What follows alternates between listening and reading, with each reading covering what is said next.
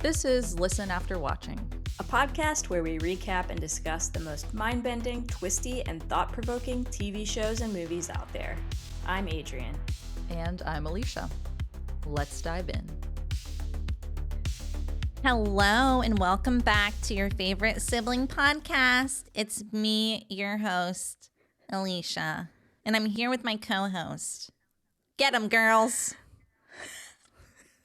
Hello? I don't even know what to say to that. Is that Gaggy? Who is that? I don't know. That was just the character that possessed my body at the time because we were making faces at the beginning. Oh, hey welcome back. everyone. Thanks for listening to our podcast about The White Lotus. Woohoo! This was actually, okay, I know people complained about a slow start to this season, but I feel like this episode really ramped it up.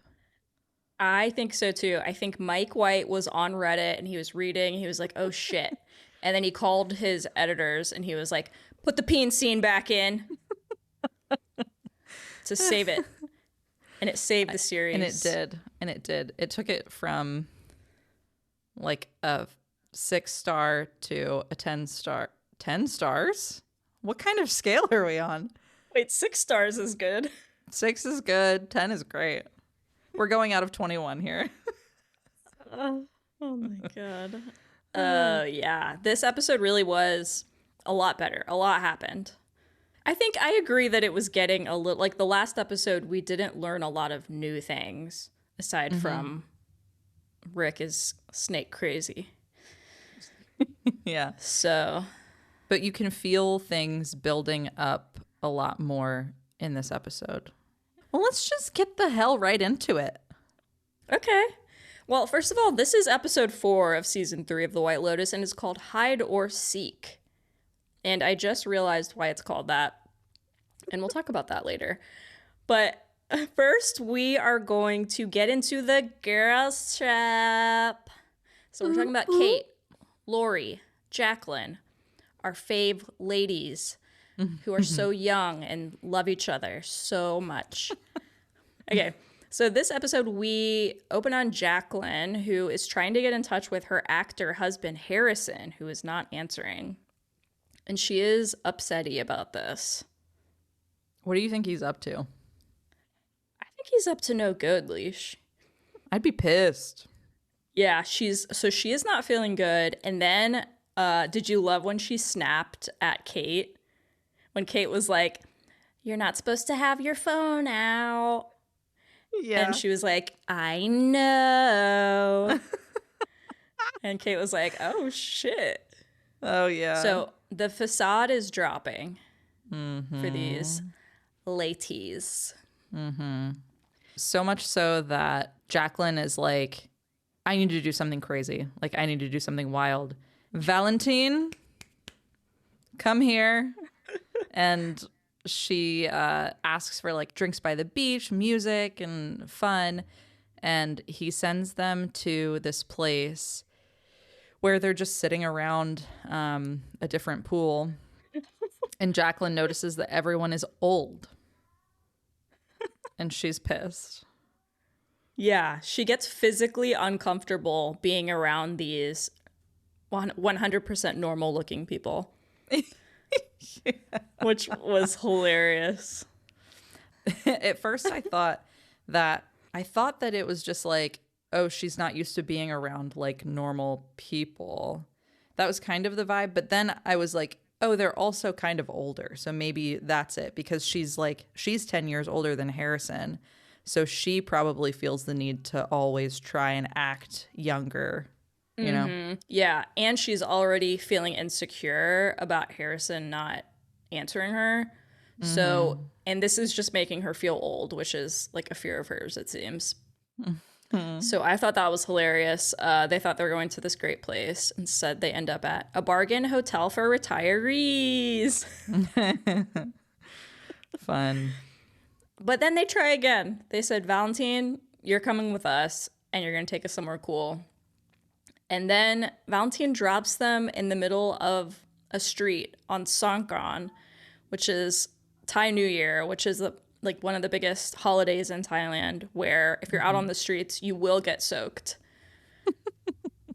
with these people playing with water and having water fights and stuff. So at this point, I was like, Valentine is trolling them. I thought so too. That was the vibe I got. I don't know if I was just like reading into it too much, as I sometimes can do, but I thought like he's for sure got to be messing with them. Yeah, I don't think he's dumb. I love when they came back and Jacqueline was like, "Why did you send us to that place?" And he was like, "What do you mean?"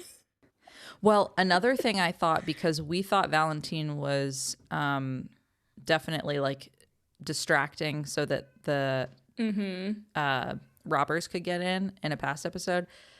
I thought maybe he was going to send them somewhere where he's got like people working to like, I don't know, pickpocket them or something. Oh, scam them? Mm-hmm. Well, we haven't seen the full scene of what happens with his friends that show up finally after the girls get soaked. His two friends that sure do look like they maybe have committed a crime before in their lives. Not to profile, but... Not to profile, but they are criminals. But yeah, we don't know what's going to happen here. When those two guys show up, you definitely think, oh, robbery. That's probably who did it. Mm-hmm. I don't know if it's going to be that straightforward, but yeah, he could totally be like trolling them and then scamming them, which I think would be kind of hilarious as long as it doesn't go too bad. Right. Yeah. Yeah. I think that's still possible. Shall we move on to our staff at the White Lotus? I'd love to. Okay, so we see Belinda first. She is having a conversation with her son, Zion, and he is hopping on the plane to come to Thailand, and he'll be here the next day. So finally. Belinda is really thrilled by this. Yeah. She also, I think in the same scene, she also like hears the same noise in like the other room of her suite. Mm-hmm. We still don't know what the hell is going on with that. Yeah, so the last episode ended with her like kind of hearing something and like looking down that hallway, which I guess it turned out to be nothing that night.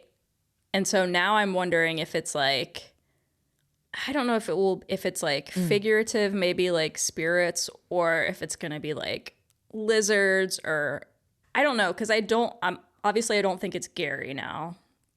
No, I have a theory now, though.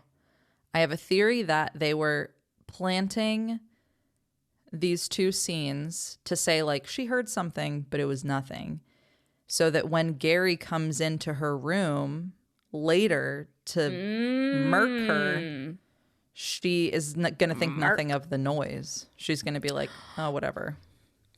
You are Jean, Alicia. Jean. I think that's a good theory. Just my thoughts.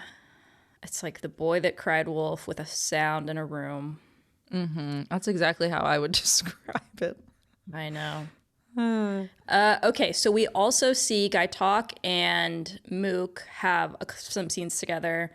Mook's dancing and looks fab. Oh my gosh, in so her beautiful. Marlum costume. But Guy Talk, this episode has the meeting that we heard about last episode that we were all fearing. So he and Lake, his superior, and Fabian get together in the little hut and meet. And Fabian's like, you can't just wave at people when they come through. You actually have to secure this property. Oh man. And then he leaves, and then Lake is like, I got this gun. And then he pulls out this tiny box that looks like it was bought off Amazon. My Curology facial product box looks more secure than this thing. And of course they don't keep it in a safe or anything like that. Are you okay? Say that I have again. a frog in my throat.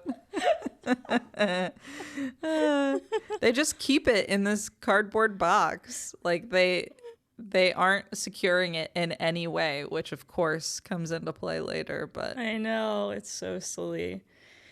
But yeah, gun introduced. I was like, oh no, here's a gun. it's not going to be Know good. what that means. Yep. Something else that happens, which we love to see, is Belinda is, I think, like eating lunch with Ponchai, and she is talking about, like, you know, that guy that I thought I knew at dinner last night. She was like, I swear I know him. It's really bothering me. And then later, I think that day, she is sitting out by the pool, and she's like, she just, you know, when you have that moment where you're like, I've got to fucking Google this. Like, I can't just, I can't think about anything else She's anymore. pretending to read. Yeah. Yeah. So she goes in and Googles Tanya and discovers that she died. She did not know up into this point. Yeah, and we weren't sure if she knew about Tanya's death. We thought maybe she didn't. But now she's like super sus of Gary. Yep. And I think she grabs his name from like an article because she sees that like Tanya's husband evades questioning or whatever, and looks up his name and sees his picture and confirms like this is definitely him. I'm a little scared about what she's gonna do, because he's also fully clocked her, of course, and is looking her up, and I don't know. I hope nothing happens to Belinda. I know. She's too pure. She can't be the one to die. But maybe she's going to kind of recruit Zion when he arrives to help figure out what to do or what the situation is. I would hope. I think what I hope to see next episode is that she tells somebody else, you know, that he is who she knows him to be. Yeah, we might have to wait a little longer for that. Zion might distract her a little bit for a while. Well, let's move on to our favorite Southern family, the Ratliffs. So Tim is really fiending for these pills this episode. And He got Victoria, addicted quick. yeah, immediately addicted. It's like all those commercials that they showed us and we didn't believe. Dare. Drugs. This is your brain on drugs. So Victoria has noticed at this point and is starting to question the family. No one's owning up to it, including Tim, who is like zonked out of his fucking mind. And also, this is where we get to see Lucius Malfoy's big old wand. Wow, this was so unexpected, but something about like a funny penis reveal. I laughed so hard when this happened. I did too. And I love that, yeah, it's just flopped out there. We see full prosthetic and merkin, I think. Yeah. Working hard. I love a merkin. If you can get a good merkin on screen, you know, sign me up. And if it's a Harry Potter themed one, Harry. Emphasis on a Harry. I'd be working for that merkin. So, but yeah, this was hilarious. Yep. I think that's all we can say about penis. Saved the episode. What's going on with the siblings this episode? Well, great question. I'm glad you asked.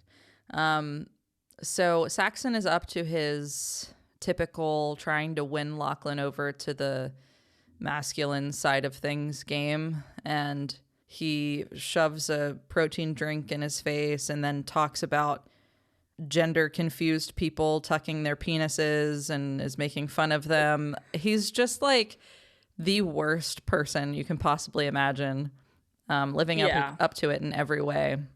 And Piper, what's going on with her? Great question. She has a conversation with Lachlan and is like, I need you to back me up at dinner. So Lachlan's being pulled over to like Piper's side. He's constantly having to choose between like Piper and Saxon. But she's like, I need you to have my back. I'm going to tell our parents that I want to join this meditation center for a while and stay here. But she wants him to like have her back and say some nice things about it. But of course, Saxon is wins in the end. Lachlan was like, what about me? Like feeling like she was abandoning him. That was really sad. He's like a lost puppy. Like he just is like being pulled in every direction. He's like, oh okay. Oh, okay. Like, I know. I hope that he gets a backbone. Maybe that's what the posture session was about. Completely. This kid needs to grow a backbone. But yeah, I love how they're equating like masculinity is like this guy who's just like the biggest dick in the world and protein shakes, and the feminine side is meditation center. Right. And reason. Right. Being a decent person. A decent person. Well, are they decent? I loved it. It was like, you know, when you're like someone you know, parent, whatever, like just says, like has the same phrase that they love to say. Like it was so clear this episode. Victoria's is decent. Yeah. I loved it. Her barometer is decent. Well, speaking of decent men, there are a cast of characters on this boat / luxury yacht that everyone gets on this episode. It's a mix of like people from the resort and also these like rando old bald dudes who are with young Thai girlfriends. Classic. Classic. So yeah, these are the types of men that Victoria is talking about. Just not decent. Not decent. They would never be a part of the club. The music that plays, I don't know if you felt this way, when the Ratliffs are walking up to the boat. I don't know what the song is, but it was so good. I'll have to find it and look it up. That was a great scene. They're like slow-mo walk up.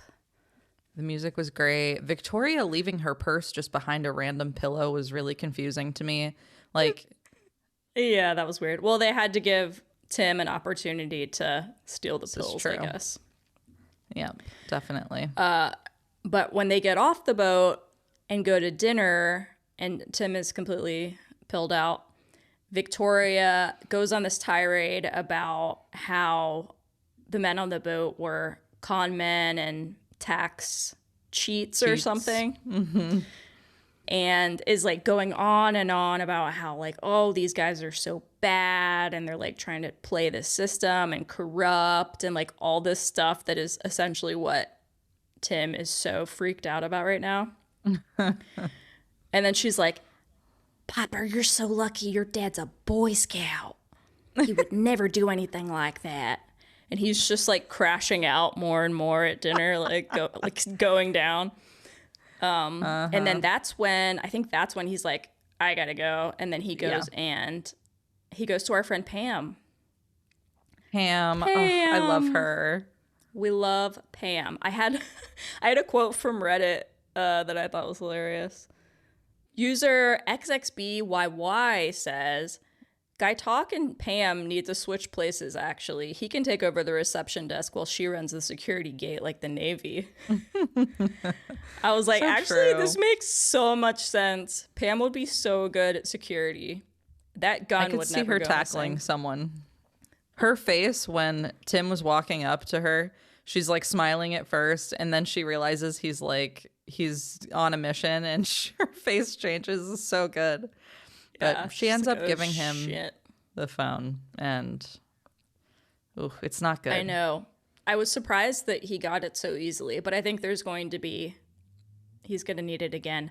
And I was also like, why did he give the phone back? Like, why are you doing this anymore? But anyway. I think, well, do we want to talk about that? What happens with Tim? Yes, absolutely. Tim is taking a call from, is it his lawyer, I'm guessing? Yeah, I think it's his lawyer. And his lawyer tells him that Kenny Wynn, his old business partner, is cooperating with the feds and they're going to come after everything he has. And like his accounts are probably already frozen. He'll probably do some prison time in federal prison, but there are some good federal prisons. And Timothy is just like freaking out. He's pissed off. He is in so much distress that when he hangs up the phone, he throws up. Yeah. And Yeah, he's like he's- out and in he- front of the gate from where Gaitak is like, you know, the gate is. Yeah. And he even says on the phone, he's like, I think he was like, what am I supposed to tell my family, that we're losing everything? I'd rather fucking die. Which might just happen. Because right after that, he's like throwing up, and then he looks into the security hut and sees a little gun next to a fake gun box. He sees the gun, and what do you think he does with that? He takes it. Yeah, we think. We assume that it was him.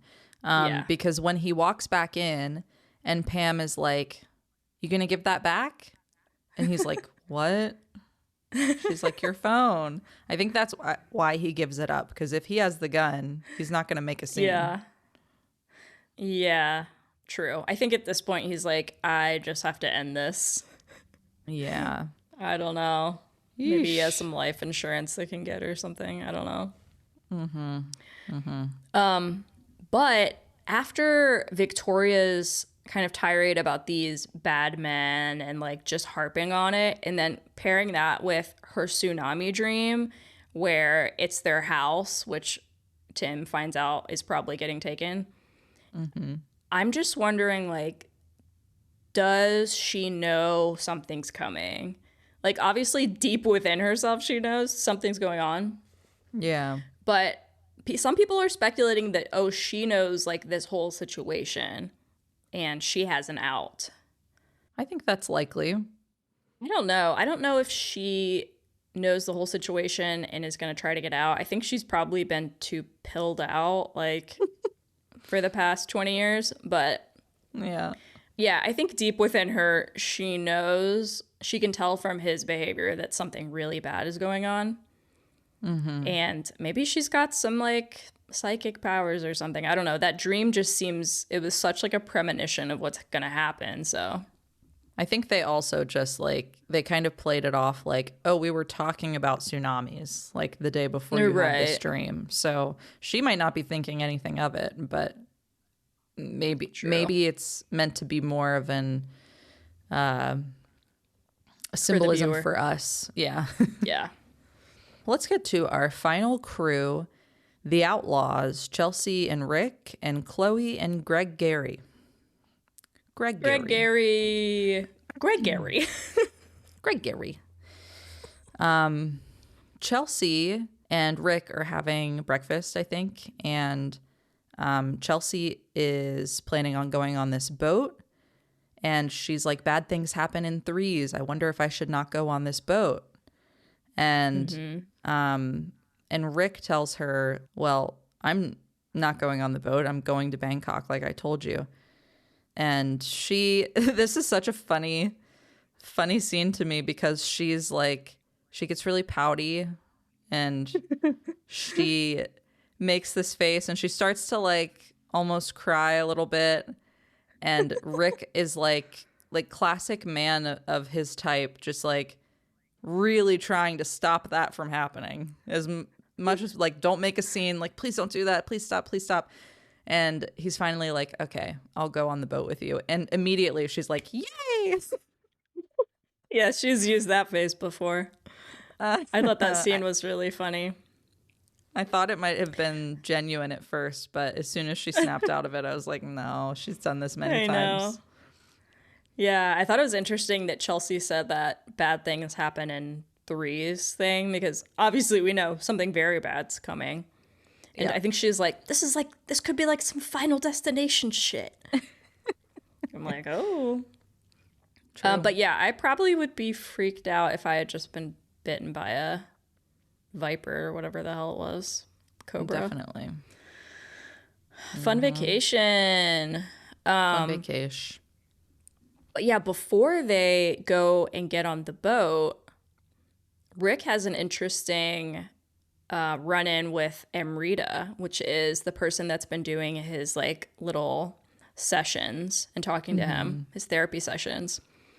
And she's like, I've been thinking about you a lot. I just want you to know that you're not stuck in this karmic cycle. You can get out. And it seems like this really makes an impression on him. Yeah, he doesn't act like it with her, but like when she walks away, he turns around and looks at her, and you can tell he's really thinking that she's giving him hope. Like he's like, yeah, it might be possible. I thought this was so sweet. Me too. This guy's got such good women like boosting him up. Ugh.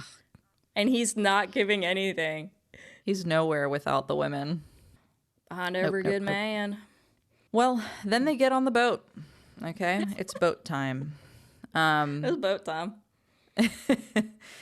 And Rick is kind of like clocking these other people on the boat as the con men and clowns that they are. Like, I think he says to one of the guys, like, if I ever need to know how to evade the government or like, I can't remember what else he says. Divorce my wife. Divorce my wife. If I ever need to know how to like cheat my wife in a divorce and like get out of paying taxes or something, I'll give you a call or something.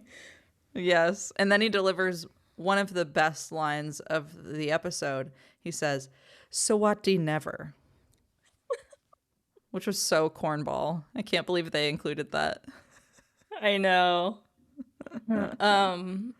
Yeah, Rick is physically on the boat, but mentally he is nowhere near this boat. Yeah. He's totally focused on his goal, which is leaving for Bangkok later in the day. Mm-hmm. And Chelsea finally like really confronts him on this and is like, you never tell me what's going on. There's obviously something serious happening here. Why are you going to Bangkok? You need to tell me right now. And he actually starts talking. I was shocked, but so relieved. Too. I know. So we finally learn that Rick believes that the hotel owner, Jim, killed his father because his mother told him on her deathbed the name of the man who she thinks killed his father. Mm-hmm. So the reason why they think that Jim killed Rick's dad is because he was in Thailand kind of fighting for preserving or keeping this land that Jim was trying to take over. We don't really know the details of all of that, but he was never found. His body was never found. They just presume that he was killed because he had this confrontation with Jim. And so people are speculating heavily online that Rick's dad is still alive. There will probably be some moment when he realizes, maybe a little too late, that this guy didn't actually kill his dad. Yeah, I still think this guy could be his dad. Yeah, that's true too. Yeah. Like, what if he goes and kills this guy? He finds out it's his dad, and then it's like a self-fulfilling prophecy. Like, he's the one ruining his life, not this guy. Oh my God. You know? And it's just like Amrita was saying. All along. Our girl was right all along, and we knew it. Amrita. Am I right? Am I Rita? Am I Rita? You get the joke. Anyway. Yeah, so we don't believe Rick's dad is dead, basically.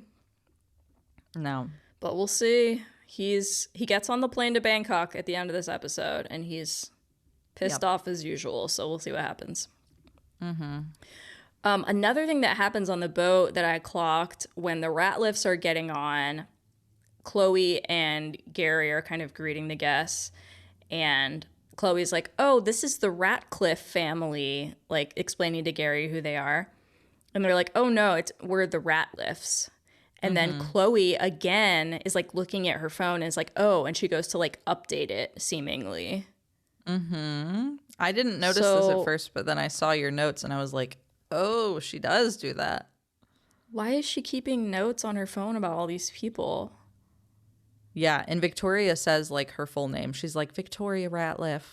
So I'm wondering if she's like looking them up to see if they're, you know, good enough for them to scam, like if they have enough for them to pull one over on them. But she might actually find out that their family is ruined and then say something to Saxon. True. Yeah, because Chloe is not abiding by the rules of this resort. She's using her phone. She has been the whole time. Yeah. So, yeah, she could be the one to find out what's going on. Ooh. Could be. And then also, some of the crew here ends up going to a full moon party, or is going to later in the night. But Gary says he can't because he has something to do at home tonight. So, and what does he have to do? He has to look up Belinda's Instagram. He has to scroll. And I think he was like scrolling on his desktop.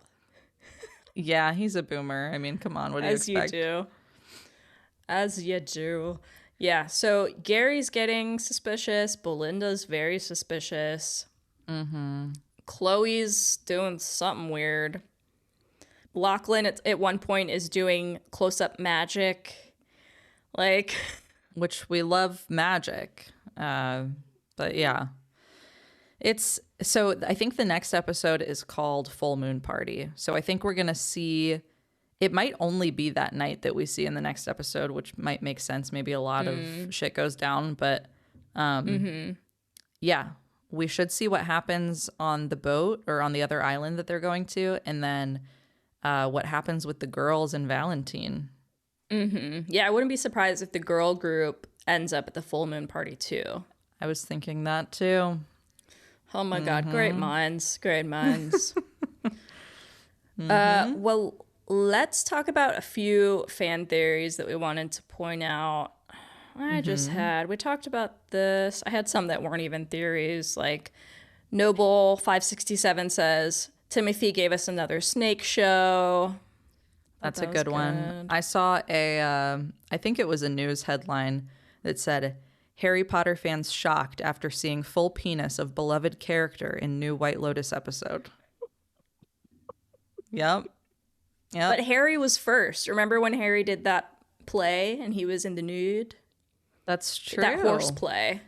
The horse. He and the horse were both naked together. Yes.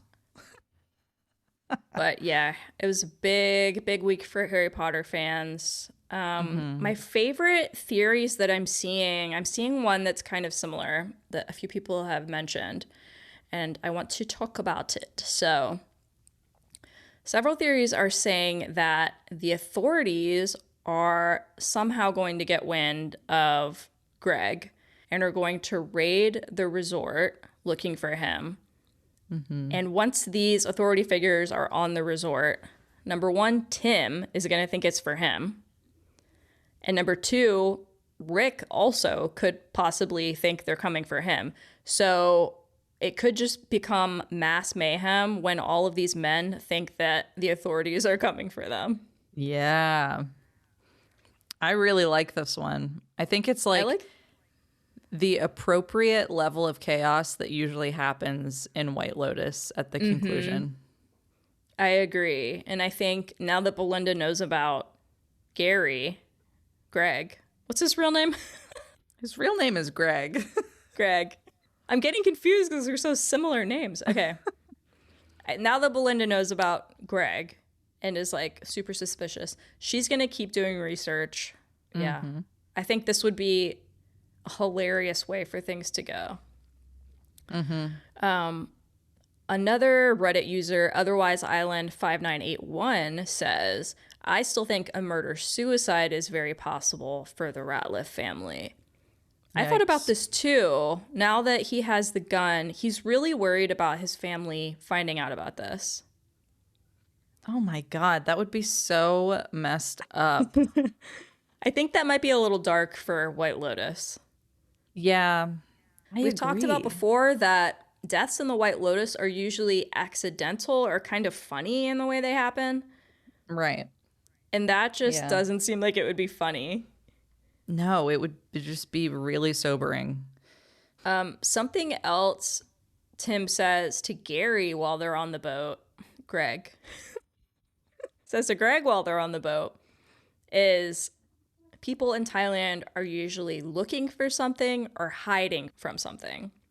Mm-hmm. And that is where we kind of get the title for this episode. But this was really interesting. And I think he says something like, Gary asks him, well, which one are you? And he's like, I'm just here on vacation with my family. And then he pauses and he's like, but you never know. Or something like that. Something kind of ominous. I know. I hope if I were in Timothy's shoes, I would maybe just be like, maybe I'll stay here. What are the extradition laws in Thailand? Maybe I'll just hang out here. Yeah, he's probably like, I could be one of these guys. My people. Loser guys. Yeah. Right. Well, I did want to point out one other thing that people have spotted. Jason Isaacs, who plays Timothy Ratliff, gave an interview with Esquire where he implied he doesn't know how the season ends. Whoa. AKA, maybe he's not in the full season of this show. So, what does that Something mean? gonna Is happen. he? Yeah, maybe he just runs away. I think he might. He could. He could just run away. Mm-hmm. Maybe that's the hide and seek part of it. Right. And maybe that was him, like, having that idea, Like, oh, I could just get the hell out of here. Right. But then he gets the gun, so we'll see on that one. Maybe he is going to stage his suicide. Like, maybe he's going to make it look like he killed himself, but peace out. But run away, yeah. I don't know. I just really like the theory of, like, mass mayhem when the authorities arrive at the resort. I think that's hilarious. I do too. Yeah, I do too. It could be that way And then, still. I did also want to point out, I'm thinking, because obviously Timothy stole Guy Talk's gun, which he had in his possession for about 30 seconds before he lost it. Because Guy Talk is, like, not in good graces with management already, I don't think he can go to them and be like, hey, I lost the gun that you just gave me, like, literally just handed me. So I think he's going to have to go out and, like, get an illegal gun. Yeah. And more mayhem ensues. So now there could potentially be 2+ guns on the resort that we have to account for. And tons of monkeys. And tons of monkeys. With opposable thumbs. Trigger fingers. Trigger finger, baby. Well, this was a really fun episode, I thought. A lot happened. Things really moved forward. We saw some peen. It's well-rounded. Oh, yeah. Peen. I feel like it was a well-rounded peen and episode. And I think in the next episode, I am thinking that the girls' trip will have a big moment. I think Jacqueline might become adulteress on this trip. Very likely. It's looking like it. And yeah, these girls are falling apart. But I kind of hope that Valentine keeps trolling them because that's making me laugh. I know. Well, good stuff. Good stuff. Join us here, same time next week as we recap another episode of White Lotus. And if you're listening to Severance, we have 2 episodes left in this season. I can't believe it's coming to a close already. I'm so excited for the finale. We were just talking about me hosting Severance finale party. Adrian said you should host a Severance finale party. Yeah. But I think I should. That would be fun. So I think you should too. if we do, we'll take pictures and post them to our social. Yeah. Definitely. And also, I think after Severance and after White Lotus, we're going to start doing some movies. We'd love to hear what movies are coming up that you guys would like to talk about, chat about. Yeah, old movie, new movie, doesn't matter. Yeah, true. Thank you all for listening. We will see you next Wednesday. Bye. Bye-bye.